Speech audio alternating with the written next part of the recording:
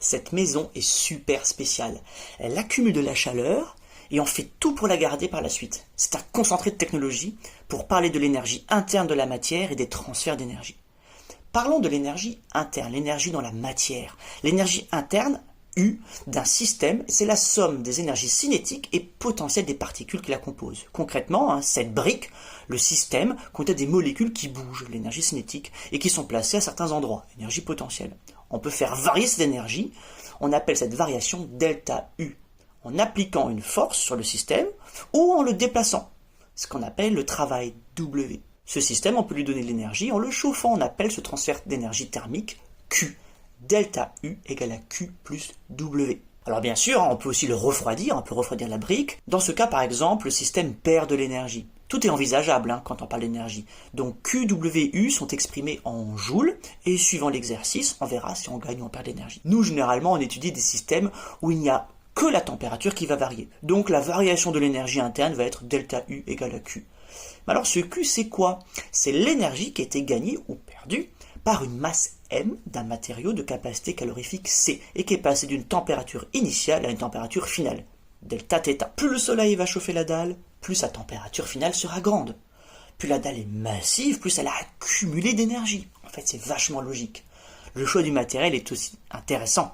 Ça va jouer sur le fameux C. Mais comment chauffer un système? Par transfert thermique. On en compte 3, vous devez les connaître. La conduction, transfert de chaleur par contact, la casserole sur le feu. 2. La convection, c'est le transfert de chaleur par le mouvement des fluides, l'eau chaude qui va remonter à la surface, ou l'air chaud sur un radiateur. 3. Le rayonnement, le transfert de chaleur par des ondes électromagnétiques, comme les rayons du soleil. Dans le cas d'une maison qui se refroidit, l'énergie passe par les murs et les vitres. On imagine très bien que plus il fait froid dehors, plus je dois chauffer l'intérieur de ma maison. En d'autres termes, plus la différence de température entre l'intérieur et l'extérieur est grande, plus le flux de chaleur sera grand, il y aura plus de pertes. D'un autre côté, plus les murs seront isolants, moins je vais devoir chauffer. On est d'accord qu'un pull en laine, ça isole mieux qu'une petite chemise comme ça. On traduit cette isolation par la résistance thermique, qui mesure la capacité d'une paroi à limiter le transfert thermique. Ce flux thermique, il est en watts, ce sont des joules par seconde, c'est un débit de chaleur qui va sortir. Et la résistance thermique alors, c'est quoi? Eh bien, elle va dépendre de l'épaisseur du mur. Plus un mur est gros, plus il va isoler. A l'inverse, plus la surface de contact est grande, plus la résistance est faible. La chaleur a plein d'endroits par lesquels passer.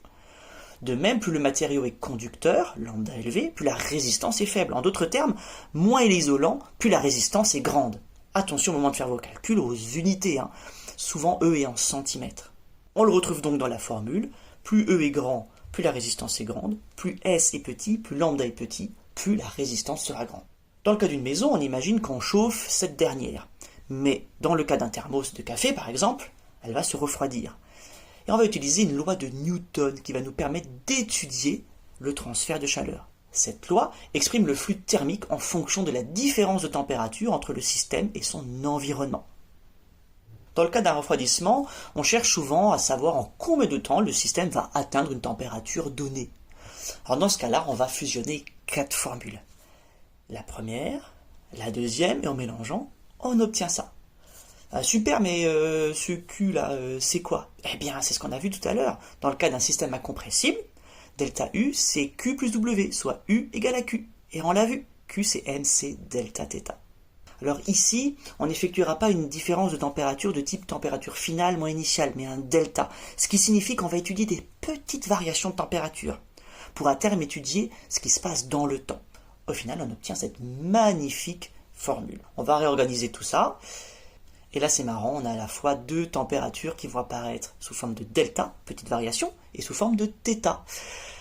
Et là, en fait, qu'est-ce qu'on a? On a une variable et sa dérivée, c'est une équation différentielle. On a un chapitre là-dessus, mais comme d'habitude, c'est comme pour la radioactivité, les condensateurs, les cinétiques de réaction, c'est toujours la même manière de les résoudre. Ne vous laissez pas embrouiller par les petites lettres qu'il y a à droite et à gauche. On a une vidéo qui est spécifiquement dédiée à résoudre ces équations différentielles.